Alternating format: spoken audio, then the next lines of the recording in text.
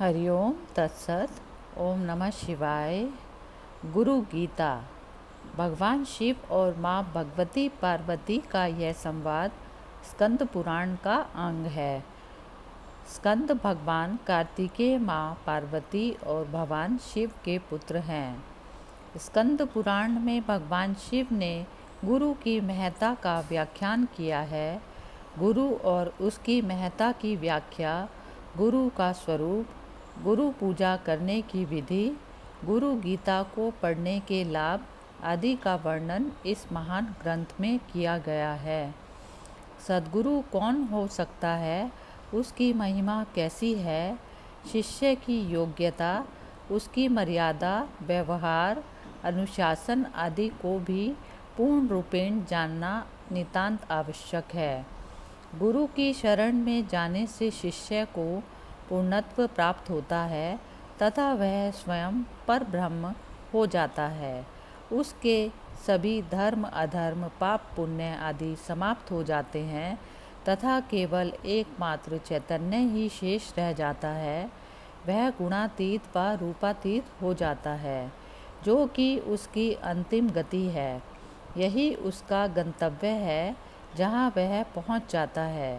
यही उसका स्वरूप है, जिसे वह प्राप्त कर लेता है। गुरु गीता। श्री गणेशाय नमः। श्री सरस्वतीये नमः। श्री गुरुयोभ्यो नमः। गुरु गीता अध्याय प्रथम, श्लोक नंबर 1।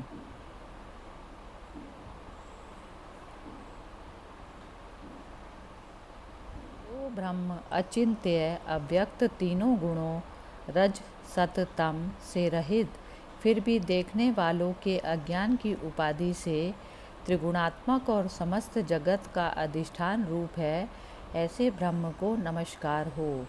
ऋषियों ने कहा, हे महाज्ञानी, हे वेद वेदांगों के निष्णांत प्यारे सूत जी, सर्व पापों का नाश करने वाले गुरु का स्वरूप हमें सुनाओ, जिसके सुनने मात्र से मनुष्य दुख से विमुक्त हो जाता है, जिस उपाय से मुनियों ने सर्वज्ञता प्राप्त की है, जिसको प्राप्त करके मनुष्य फिर से संसार बंधन में नहीं बंधता, ऐसे परम तत्व का कथन आप करें।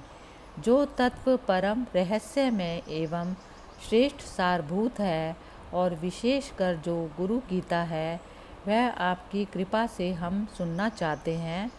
प्यारे सूत जी, वे सब हमें सुनाइए। इस प्रकार बार बार प्रार्थना किए जाने पर सूत जी बहुत प्रसन्न होकर मुनियों के समूह से मधुर गान बोले।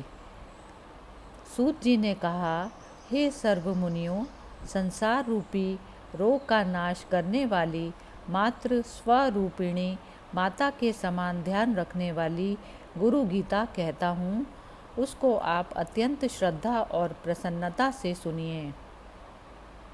प्राचीन काल में सिद्धों और गंधर्वों के आवास रूप कैलाश पर्वत के शिखर पर कल्प वृक्ष के फूलों से बने हुए अत्यंत सुंदर मंदिर में मुनियों के बीच व्याघ्र चर्म पर बैठे हुए शुक आदि मुनियों द्वारा वंदन किए जाने वाले और परम तत्व का बोध देते हुए भगवान शिव को नमस्कार करते देखकर अतिशय नम्र मुख वाली पार्वती जी ने आश्चर्यचकित होकर पूछा।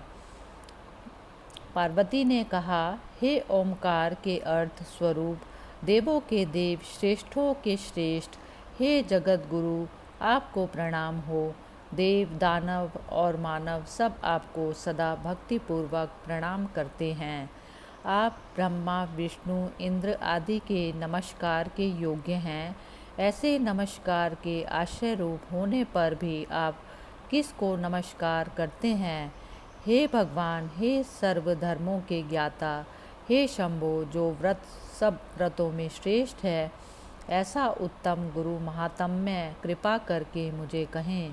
इस प्रकार पार्वती द्वारा बार बार प्रार्थना किए जाने पर महादेव ने अंतर से खूब प्रसन्न होते हुए पार्वती से इस प्रकार कहा। श्री महादेव जी ने कहा, हे देवी, यह तत्व रहस्यों का भी रहस्य है। इसीलिए कहना उचित नहीं, पहले किसी से भी नहीं कहा।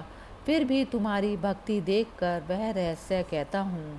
हे देवी, तुम मेरा ही स्वरूप हो, इसलिए यह रहस्य तुमको कहता हूँ। तुम्हारा यह प्रश्न लोक का कल्याण कारक है। ऐसा प्रश्न पहले कभी किसी ने नहीं किया। जिसको ईश्वर में उत्तम भक्ति होती है, जैसी ईश्वर में वैसी ही भक्ति जिसको गुरु में होती है, ऐसे महात्माओं को ही यहाँ कही हुई बात समझ में आएगी। जो गुरु है वे ही शिव हैं, जो गुरु है वे ही गुरु है।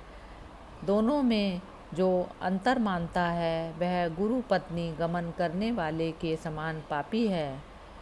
हे प्रिय, वेद शास्त्र पुराण इतिहास आदि मंत्र यंत्र मोहन उच्चाटन खींचकर हटाना उखाड़ना आदि विद्या शैव शाक्त आगम और अन्य सर्व मत मतांतर, ये सब बातें गुरु तत्व को जाने बिना भ्रांत चित्त वाले जीवों को पथ भ्रष्ट करने वाली है। और जब तप व्रत तीर्थ यज्ञ दान ये सब व्यर्थ हो जाते हैं। हे सुमुखी, आत्मा में गुरु बुद्धि के सिवा अन्य कुछ भी सत्य नहीं है।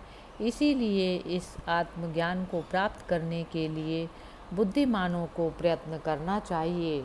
सुमुखी, सुंदर मुख वाली स्त्री, दर्पण संगीत में एक प्रकार की मूर्छना, सवैया छंद का तीसरा भेद जिसके प्रत्येक चरण में 7 जगण और तब लघु और गुरु वर्ण होता है।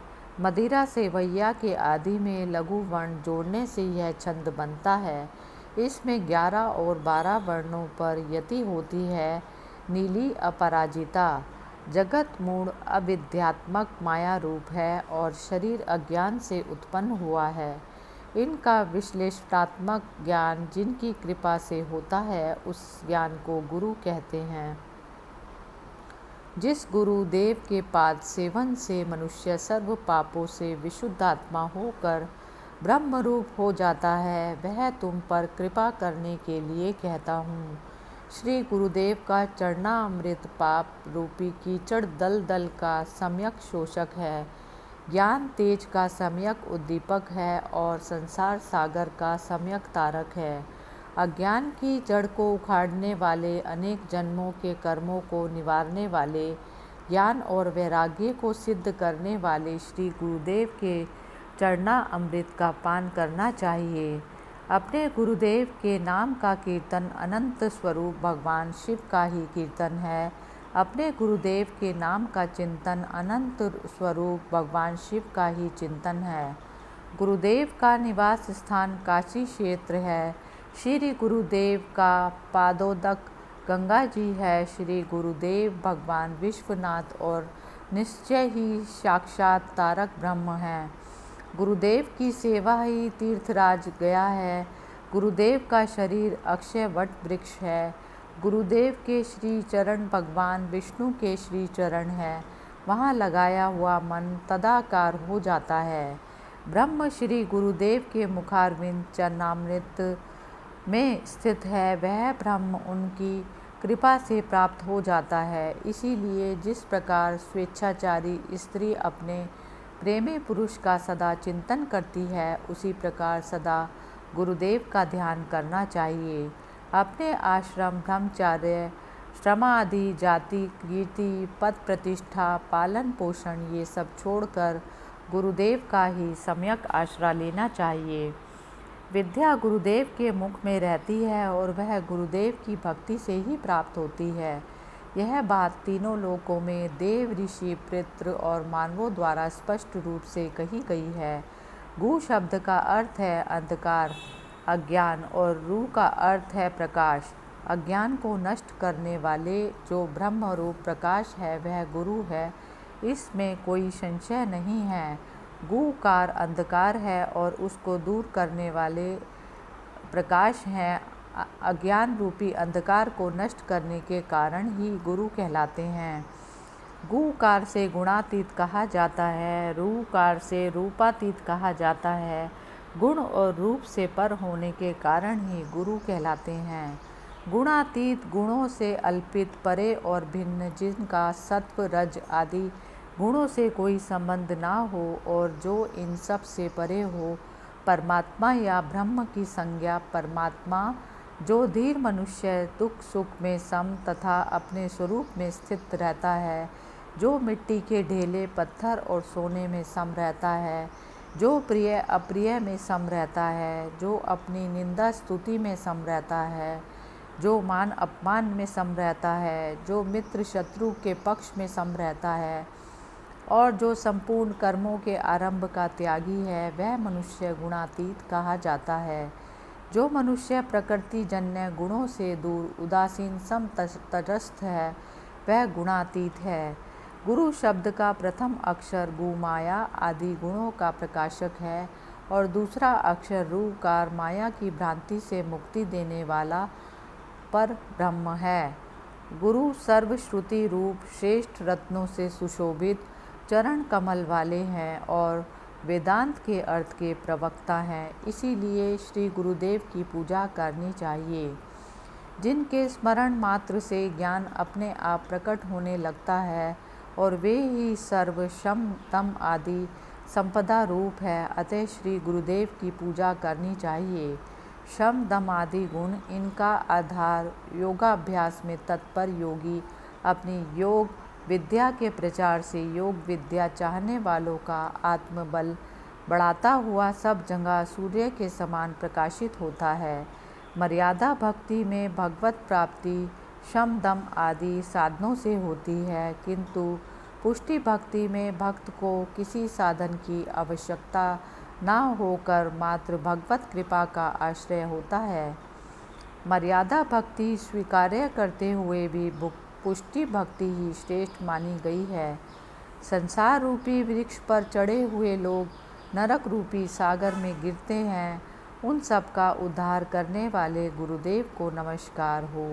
जब विकट परिस्थिति उपस्थित होती है, तब वे ही एकमात्र परम बांधव हैं और सब धर्मों के आत्मस्वरूप हैं।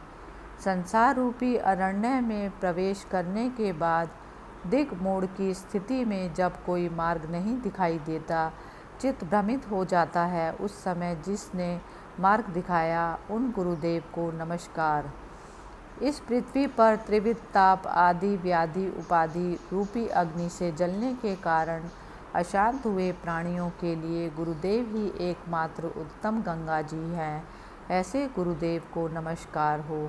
3 प्रकार के दुख आदि व्याधि एवं उपाधि आदि मानसिक कष्ट, व्याधि शारीरिक कष्ट, उपाधि प्रकृति जन्य व समाज द्वारा पैदा किया गया दुख, 7 समुद्र पर्यंत के सर्व तीर्थों में स्नान करने से जितना फल मिलता है, वह फल गुरुदेव के चरणामृत के एक बिंदु के फल का 1000वां हिस्सा है। यदि भगवान शिव नाराज हो जाएं तो गुरुदेव बचाने वाले हैं, किंतु यदि गुरुदेव नाराज हो जाएं तो बचाने वाला कोई नहीं। अतः गुरुदेव को संप्राप्त करके सदा उनकी शरण में रहना चाहिए। गुरु शब्द का गु अक्षर गुणातीत अर्थ का बोधक है और रू अक्षर रूप रहित स्थिति का बोधक है। ये दोनों गुणातीत और रूपातीत स्थितियाँ जो देते हैं, उनको गुरु कहते हैं। हे प्रिय, गुरु भी त्रिनेत्र रहित 2 नेत्र वाले साक्षात शिव हैं, 2 हाथ वाले भगवान विष्णु हैं और 1 मुख वाले ब्रह्मा जी हैं। देव, किन्नर, गंधर्व, पितृ, यक्ष, तुम्बुरु गंधर्व का एक प्रकार और मुनि लोग भी गुरु सेवा की विधि नहीं जानते। हे प्रिय, तार्किक, वैदिक, ज्योतिषी, कर्मकांडी तथा लौकिक जन निर्मल गुरु तत्व को नहीं जानते। यदि गुरु तत्व से प्रामुख हो जाए तो याज्ञिक मुक्ति नहीं पा सकते, योगी मुक्त नहीं हो सकते और तपस्वी भी मुक्त नहीं हो सकते। गुरु सेवा से विमुख गंधर्व, पितृ, यक्ष, चारण, ऋषि, सिद्ध और देवता आदि भी मुक्त नहीं होंगे। इस प्रकार भगवान शिव ने पार्वती जी को यह गुरु गीता का उपदेश दिया। प्रथम अध्याय समाप्त। ओम नमः शिवाय।